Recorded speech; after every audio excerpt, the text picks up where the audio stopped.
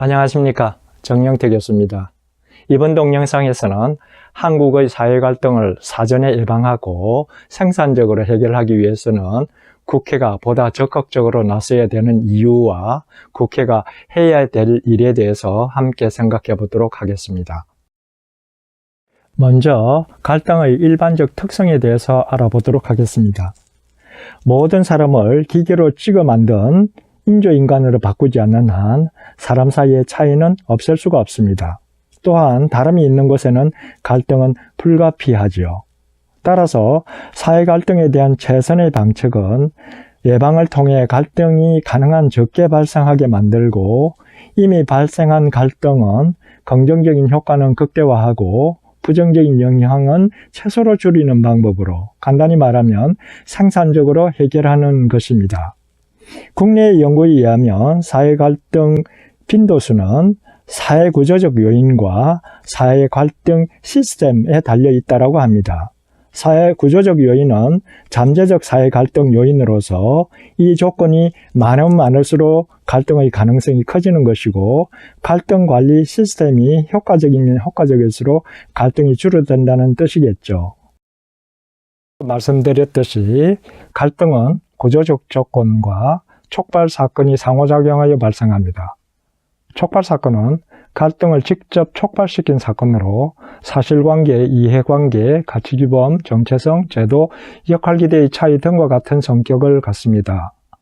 갈등 관리 능력이라고 할 때는 이러한 촉발 사건을 효과적으로 해결할 수 있는 능력을 말하는 것으로, 촉발 사건에 대한 객관적이고 정확한 이해 능력, 효과적인 의사소통 방식과 협상 능력, 그리고 생산적인 해결 방안 제시 및 실천 능력을 포함하고 있습니다. 반면에 구조적인 조건은 촉발 사건이 밑바닥에 깔려서 갈등의 발생을 용이하게 하는 잠재적 요인이라고 할 수 있습니다. 그림에서 보듯이 상황이나 갈등 당사자의 성격 등과 관련된 것으로 대략 자원의 희소성, 경쟁의 공정성, 성과 배분 방식, 리더의 의사결정 방식과 조직 운영 방식과 관련되어 있습니다. 사회 갈등을 효율적으로 해결하기 위해서는 갈등의 긍정적인 효과는 극대화하고 부정적인 영향은 최소화하는 방법으로 관리하고, 유사한 갈등이 재발하지 않도록 구조적 요인의 영향력을 줄이거나 없앨 수 있는 정책을 필요로 한다는 것을 확인하였습니다.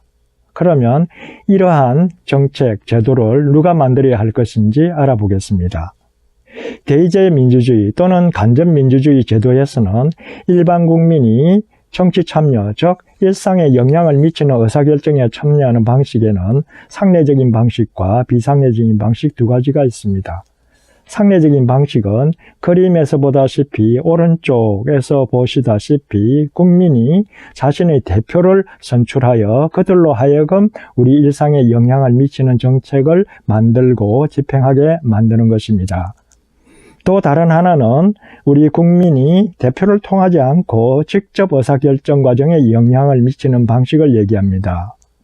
개인적으로는 법원에 제소를 한다든지 민원을 제기한다든지 하는 것이 있고요.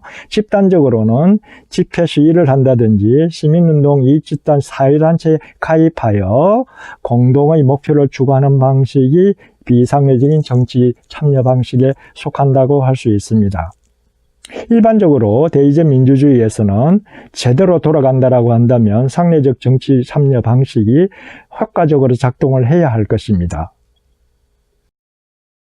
상례적인 정치 참여 방식은 국민이 일상생활에서 스스로 해결하지 못하는 문제나 갈등을 국민이 직접 선출한 대표, 대통령이나 국회의원 또는 지방정치인들이 의사결정기구, 특히 국회로 가져가서 다양한 의견을 수렴하여 충분한 논의를 거쳐 결정하는 것이라고 할 수 있습니다. 이런 것이 제대로 돌아가야 국민들이 안심하고 일상에 전념할 수가 있습니다. 그런데 한국의 현실은 그렇지가 못합니다. 상례적인 정치 참여 방식이 제대로 작동하지 않기 때문에 국민들이 일상의 귀중한 시간과 자원을 동원하여 직접 소송을 제기하거나 민원을 제기하거나 시위 등에 참여하는 그런 비상례적인 정치 참여 방식을 많이 이용을 하고 있고 줄어들 기미를 보이지 않고 있습니다. 표에서 보다시피 소송 숫자만 보았습니다. 민사소송이나 행정소송, 국가를 대상으로 한 소송도 최근에 들어와서 점점 오히려 늘어나고 있는 것들은 한국에서 상례적인 정치 참여가 제대로 되지 않기 때문에 국민이 직접 행동에 나서는 비상례적인 정치 참여가 늘어나고 있다는 것을 보여주는 것입니다. 비상례적 정치 참여가 많다는 것이 반드시 나쁜 것을 의미하지는 않습니다. 왜냐하면 특히 시위가 많다는 것은 오히려 개인의 자유와 권리가 잘 보장되고 있다는 것을 뜻할 수도 있기 때문입니다. 그럼에도 불구하고 비상례적 정치 참여가 지나치게 많거나 증가하고 있다면 그만큼 상례적 정치 참여를 해결할 수 없는 사회 문제나 갈등이 많다는 것을 의미합니다. 또한 국민들이 그렇지 않으면 생산활동이나 휴식, 여가를 즐길 수 있는 정신적, 시간적 여유를 많이 빼앗긴다는 얘기이기도 하고요. 마지막으로 민주정치의 경제적 비용도 증가하고 있다는 뜻이기도 합니다. 왜냐하면 방금 말씀드렸듯이 이 비상례적인 정치 참여를 할 필요가 없다면 그 시간만큼 또 거기에 동원된 자원을 생산적인 것에 투자할 수 있기 때문입니다. 그래서 비상례적인 정치 참여가 늘어나면 이러한 시간과 자원을 엉뚱한 데 쏟아야 되기 때문에 그만큼 민주정치의 경제적 비용이 증가한다라고도 할 수가 있습니다. 따라서 사회 문제와 사회 갈등을 민주적이고 생산적으로 해결하기 위해서는 비상례적인 정치 참여를 줄이고 상례적 정치 참여를 실질적으로 보장할 수 있도록 관련 제도를 보완, 개선하여야 할 것입니다. 우선 일반 국민이 일상에서 발생한 갈등을 생산적으로 해결할 수 있는 제도적 장치를 만들어야 할 것입니다. 예를 들자면 법원을 포함한 공공기관 내에 분쟁 조정기구를 설치, 운영하는 것입니다. 둘째, 이미 2007년 대통령령에 의해서 만들어진 공공기관의 갈등 예방과 해결에 관한 규정을 실질적으로 운영을 하고 다른 기관으로 확대 실시하여야 할 것입니다. 이를 통해서 시민사회의 갈등을 줄이고 생산적으로 해결할 수 있도록 지원하여야 할 것입니다. 마지막으로 갈등 예방을 위해서는 국민, 선거정당, 국회 행정부로 연결되는 상례적인 정치 참여의 통로가 활발하게 작동할 수 있도록 만들어야 할 것입니다. 상례적인 정치 참여 방식이 정상적으로 활발하게 가동하도록 하기 위해서는 정부기관, 특히 국회에 대한 국민의 신뢰를 회복하여야 할 것입니다. 이를 위해서는 무엇보다도 먼저 국회의원은 국가 이익을 우선하여 양심에 따라 직무를 행한다는 헌법 제46조의 정신에 맞게 국민의 다양한 요구와 불만을 충분히 듣고 가능하면 많은 국민들이 동의할 수 있는 정책을 만드는 데 필요한 민주적인 의사소통 방식과 협상 기술을 익히고 솔선수범하여 실천하여야 할 것입니다. 상대가 조그마한 약점이라도 보이면 달려들어서 무지막지하게 공격이나 하고 얍삽한 수법으로 유권자의 표나 얻으려는 시정잡배보다 못한 직업정치인이 되어서는 아니 될 것입니다.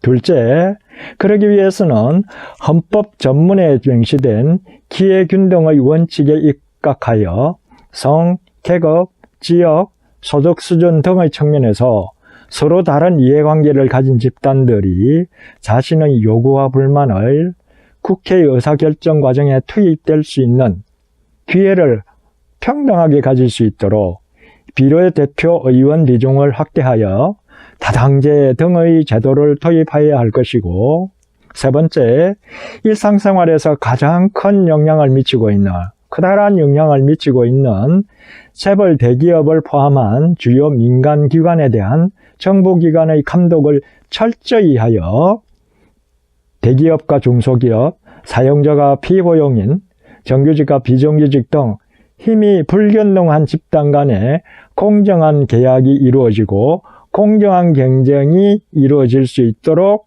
해야 할 것입니다. 네 번째, 다양한 목소리가 국회 입법 과정에 투입되는 것만으로 부족합니다.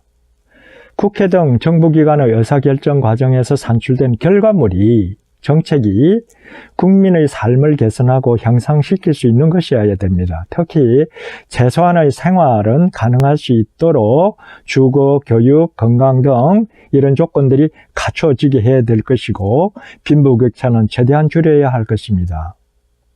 최저 생계도 유지하기 어려운 사람들이 있다면, 그 정도로 빈부격차가 극심하다면 사회 갈등은 불가피하기 때문입니다. 다섯 번째, 분화 권력 또는 사회적 지위를 얻기 위해서 개인 간의 경쟁과 단기 성과를 지나치게 강조 또는 강요하게 될 경우에 사회적 약자 등 경쟁력을 갖출 수 없는 사람들은 생계를 유지하는 데 어려움을 겪을 것이고, 경쟁력을 가진 사람들도 정신적, 육체적 건강에 심각한 해를 입을 수가 있습니다. 왜냐하면 지나친 경쟁은 과로를 초래하게 마련이고 엄청난 스트레스를 가져다 주기 때문입니다. 그리고 조직이나 사회 전체 입장에서 보더라도 특히 경쟁 규칙이 불공정할 경우에는 구성원 간 불신이 커지고 결속력도 떨어지기 때문에 갈등이 빈번하게 발생할 가능성이 크고, 그만큼 조직의 효율성도 저하되고 관리 비용도 증가할 수가 있습니다.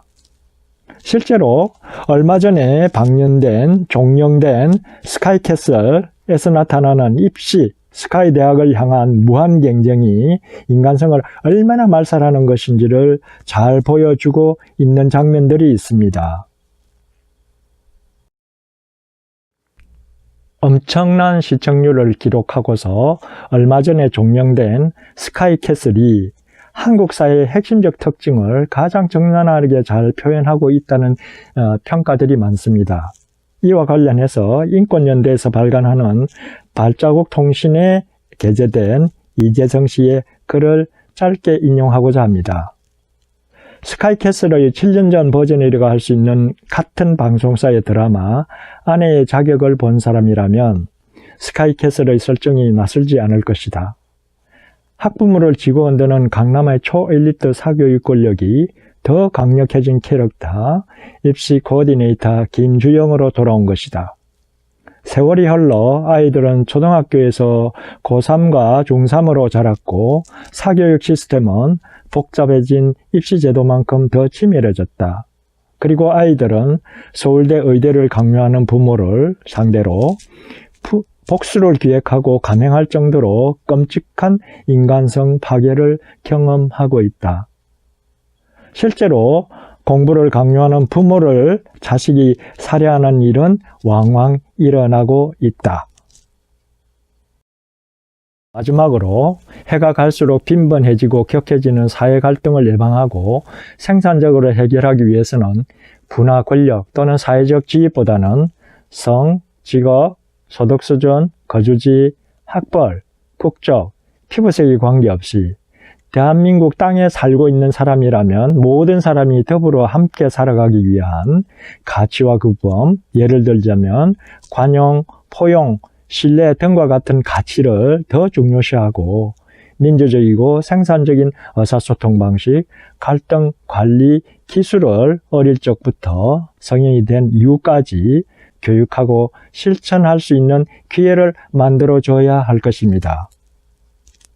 물론 이 모든 과제들은 누구보다도 국민의 최고 대표기관인 국회, 그 중에서도 원내 주요 정당들, 또 그 중에서도 주요 정당 지도자들이 앞장서서 제도를 만들고 실천해야 할 것입니다. 국민들이 기대하는 만큼 많은 역할을 하기를 바랍니다.